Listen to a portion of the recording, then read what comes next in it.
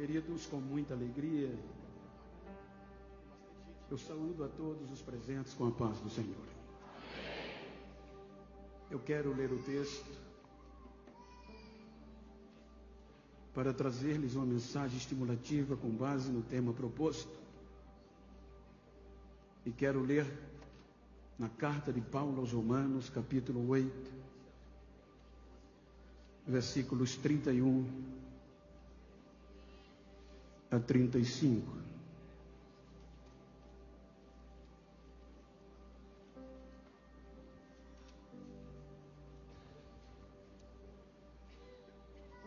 Vou ler do telão e vou precisar dele para lermos em uma só versão que está escrito: que diremos, pois, a estas coisas? Se Deus é por nós, quem será contra nós? Aquele que nem mesmo a seu próprio filho poupou, antes o entregou por todos nós, como não nos dará também com ele todas as coisas? Quem intentará a acusação contra os escolhidos de Deus? É Deus quem os justifica. Quem é que condenará? Pois é Cristo que morreu, antes quem ressuscitou dentre os mortos, o qual está à direita de Deus e o que também intercede por nós. Quem nos separará do amor de Cristo? A tribulação, a angústia, a perseguição, a fome, ou a nudez, ou o perigo, ou a espada.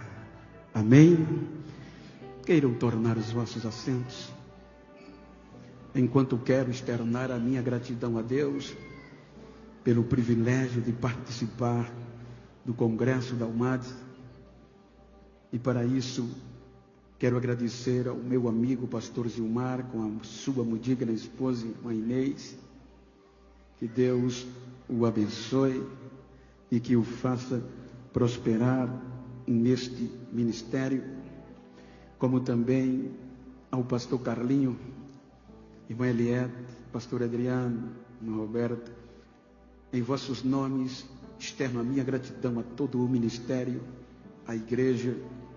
Que Deus os recompense por esta honra. Quero agradecer a toda a diretoria da juventude, na pessoa do Tael, como também da Lara. Eu quero te agradecer com todos os demais, junto com o Lucas e a Fernanda, e todos que compõem a coordenação, cada coordenador, cada membro desta união. Que Deus os abençoe por me dar o privilégio, que eu sei que não mereço, de fazer parte da vossa história. Quero agradecer ao Murilo, a Cláudia, que tem cuidado de mim, pastor Taranto, que está conosco, e reverenciar as autoridades políticas aqui presentes, excelentíssimo senhor prefeito em exercício, Júnior, com a sua comitiva, como também pastor, muito obrigado por me receber no município. E também reverenciar e dar gratidão ao prefeito eleito para a próxima gestão, Leonel Pazan. Que Deus o abençoe e o faça prosperar na sua gestão. E como também agradecer por todos os representantes do Legislativo aqui presentes. Gostaria de citá-lo nome, mas em nome de todos o que eu falei do Poder Executivo, externo reverência a vós. Uma alegria rever o pastor Abner, a sua esposa, os irmãos de Blumenau. Que Deus os abençoe. Quero pedir a vossa paciência, serei sucinto. Se eu falar rápido demais, é para não me estender. Quando nós lemos o texto em apreço e a proposta temática, a sensibilidade, ela tem uma origem latina, no latim, e está relacionada ao ser humano, sentimentos. Quando nós analisamos a história bíblica, eu quero tomar por base, com base na carta que Paulo usa, e a carta de Paulo aos Romanos, ela é uma peça jurídica que mostra aos gentios o que foi adquirido o retorno desta sensibilidade que havia sido interrompida. Com base na carta de Paulo, obviamente com base nos estudos, nos implica que esta carta é direcionalmente aos gentios que estavam habitando na capital do Império Romano, debaixo de perseguição e tendo a sua maioria escrava. Quando o Evangelho chega em Roma, ele chega por meio dos religiosos judeus que estavam no dia do Pentecoste. E eles chegaram em Roma divulgando o Evangelho da nova vida, falando de um relacionamento novo com Deus. E esta proposta agregou escravos, livres e gentios que não faziam parte da linhagem abraâmica. Mas está escrito em Atos 18 que por volta dos anos 49 depois de Cristo, este nome Jesus estava tão ovacionado, tão adorado em Roma, que o imperador Cláudio deu uma ordem que todos os judeus deixassem Roma. Isso implica dizer 49 anos depois de Cristo, que só fica em Roma os gentios, que tinham agora tudo para desistir da fé, por conta da dureza do império, da imposição. Mas eles não desistem. A perseverança na fé é tamanha que mesmo Cláudio reimperando a terra, 54 depois de Cristo, e Nero entra, e quando Paulo escreve a carta é cerca de 57 anos depois de Cristo. E os gentios permaneciam firmes na fé, em um relacionamento tão íntimo com Deus, que estavam sobrepujando a supremacia dos judeus. Então o apóstolo Paulo escreve, se alegrando por isso, sabendo e reconhecendo que a fé dos gentios estava sendo conhecida em todo o mundo, pois eles não desistiram mediante as circunstâncias. E Paulo mostra que havia um desejo intrínseco de ir a Roma pregar este evangelho. Então Paulo vai os motivando e mostrando a ele o feito de Cristo, como a graça que começa no capítulo 6 eliminou o império do pecado. E no capítulo 7, ele fala das primícias de um novo relacionamento sensível com o Espírito Santo. E no capítulo 8, ele trata-se de um cântico de vitória mediante a uma audiência decisiva. Observem que Paulo está falando de um julgamento que tinha tudo para ser o fim, por conta das probabilidades. Quando nós analisamos, me permita contextualizar a Bíblia, quando nós olhamos uma brecha na eternidade, quando Deus usa o capítulo 28 do livro de Ezequiel, ele mostra que antes de nós, seres humanos, a terra era habitada por seres angelicais,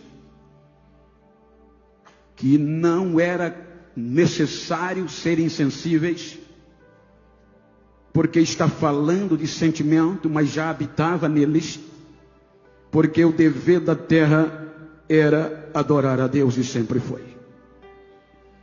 E para isso tem que ter um relacionamento íntimo representado por alguém. Capítulo 28 de Ezequiel, o versículo 13, 14 e 15, lendo as partes primeiras, põe por favor, para dar sentido o que eu quero dizer, e como é complexo.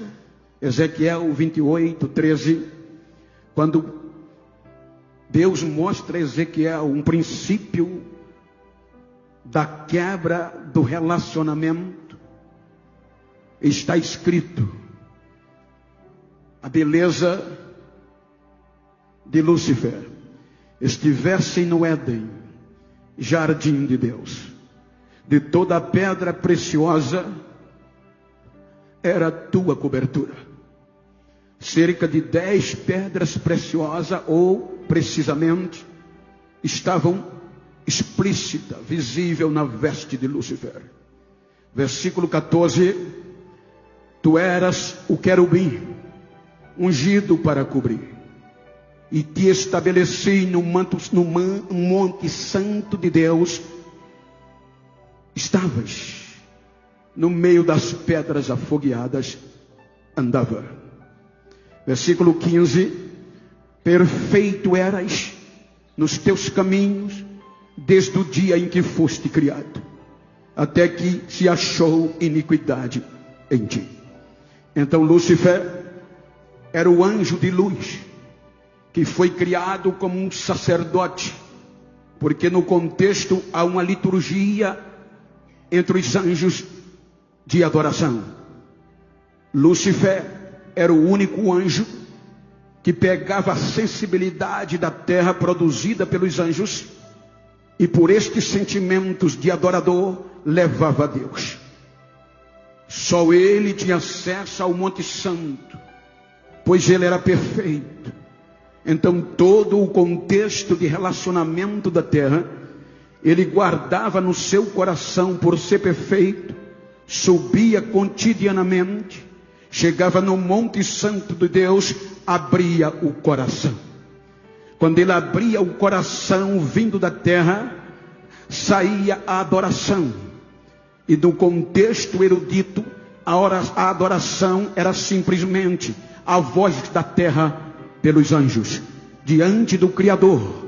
Tu és digno de honra, tu és digno de glória, tu és digno de louvor, tu és digno de riqueza, tu és digno de sabedoria. E todos dos céus diziam amém. Então esta glória era cotidianamente. Havia um sentimento de adoração que só os anjos tinham. Porém, esta glória ensoberbeceu o coração de Lúcifer. E como havia um contexto litúrgico, por exemplo, Camboriú, estamos em um templo sede, em um templo que representa este município, e ligado a ele tem cerca de 30 e poucas congregações, ou aproximado. Então, 40, cada mês ou bienalmente, vem a este templo representantes de cada congregação, que no original é santuário. Independente do tamanho, santuário é lugar de relacionamento com Deus, lugar de adoração.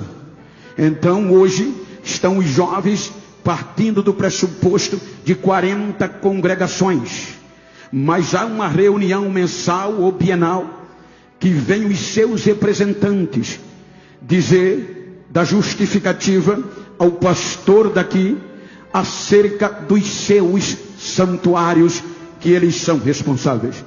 Então Lúcifer, ele era o único que todos os dirigentes, representantes dos santuários antes de nós, prestavam conta a ele, e ele levava tudo a Deus. Então isso ensoberbeceu o coração de Lúcifer, e a Bíblia diz, no versículo capítulo 28 do Ezequiel, versículo 16 por diante, que o coração dele se ensoberbeceu. A partir do versículo 17, ele começa uma negociação, ou seja, elevou-se o teu coração por causa da tua formosura, corrompeste a tua sabedoria por causa do teu resplendor. Por terra te lancei, diante dos reis te pus, porque para que olhem para ti. Versículo 18: pela multidão das tuas iniquidades, pela injustiça do teu comércio, profanasse teus, plural, santuários. Então, dentro de um contexto jurídico, veja de adoração, que Deus dá o poder. Por exemplo, eu vou pregar na igreja do pastor Zilmar. Então, todas as 40 congregações é tida como dele, porque ele vai responder por elas. Então Lúcifer respondia por todos os seus santuários. Então ele vai negociar. Negociar fala de comércio. A sua beleza o elevou, e ele procura os 40 anjos responsáveis pelos santuários e vai tentar coibi-los e dizer-lhes, prometer injustiçamente, porque a glória não pertence a ele. Ele vai querer que a glória seja para ele agora, e não mais subir para relacionar a terra com Deus. Ele é injusto, e ele é tão sagaz, que ele consegue contaminar uma terça parte, ou seja, uma terça parte dos santuários, ele consegue ludibriar e tomar para si. Quando ele já tinha 33% de Cora, ele coloca no coração, agora eu vou subir, não mais para me relacionar, mas vou ser igual ao Altíssimo. Isaías capítulo 14, versículo 13 ou 12, 13 e 14. Isaías capítulo 14. E tu dizias no teu coração, eu subirei ao céu, acima das estrelas de Deus exaltarei o meu trono, no monte da congregação me assentarei ao lado do norte, subirei sobre as alturas dos céus e serei semelhante ao Altíssimo.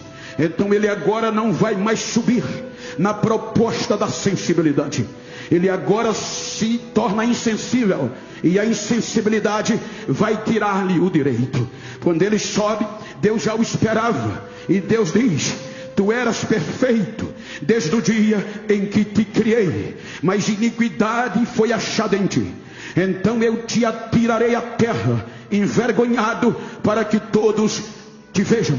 Então vejam que agora Lúcifer já entra em um julgamento imediato, ele e a terça parte que se contaminou. Quando nós vamos para o livro de Judas, capítulo 1, versículo 6, você vai ver que o julgamento não tem ampla defesa. Deus não dá direito ao contraditório, nem o devido processo legal aos anjos, porque está escrito, e aos anjos que não guardaram o seu principado, mas deixaram a sua própria habitação, reservou Deus na escuridão e em prisões eternas, até ao juízo final daquele grande dia. Então eles foram julgados, sem direito a habeas corpus, sem direito à apelação, sem direito ao contraditório, sem direito à ampla defesa. Foi o juiz soberano que os julgou e os prendeu. Os 2 terços da terra são tirados da terra e voltam a Deus, os que não se contaminaram. Capítulo vai nos dizer a Bíblia que agora a sanção vem.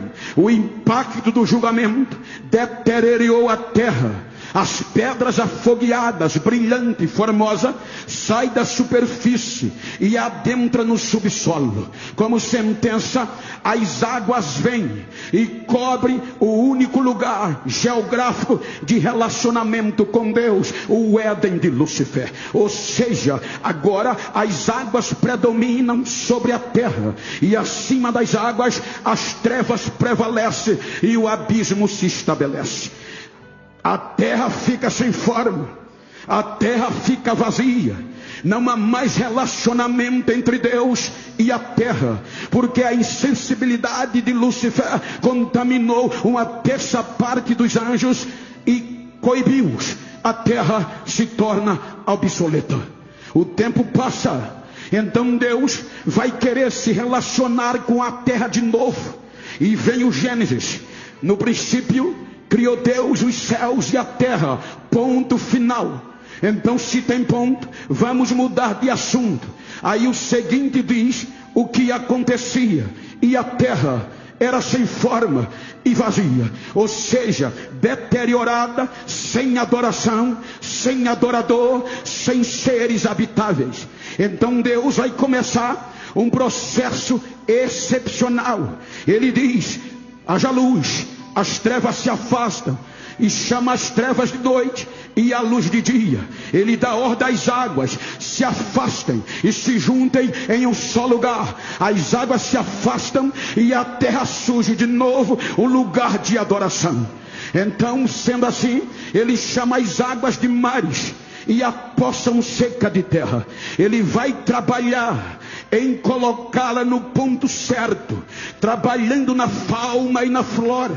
Vai preparar, e no capítulo 1, versículo 26, vai criar o ápice da sua criação, dotado de sensibilidade. É por isso que no capítulo 33 de Jó, Eliú diz o seguinte: o Espírito de Deus me fez, porque é o Espírito que nos liga a Ele. A sensibilidade agora é pelo Espírito. Você pode ver que acima das águas, na beira do abismo, o Espírito prevalecia sobre a face das águas. Na minha linguagem, a treva prevalecia, o abismo estava presente, mas o Espírito dizia: ainda vai ter adorador neste planeta, ainda vai ter sensibilidade nesta terra. Aí Deus diz: façamos o homem à nossa imagem e semelhança.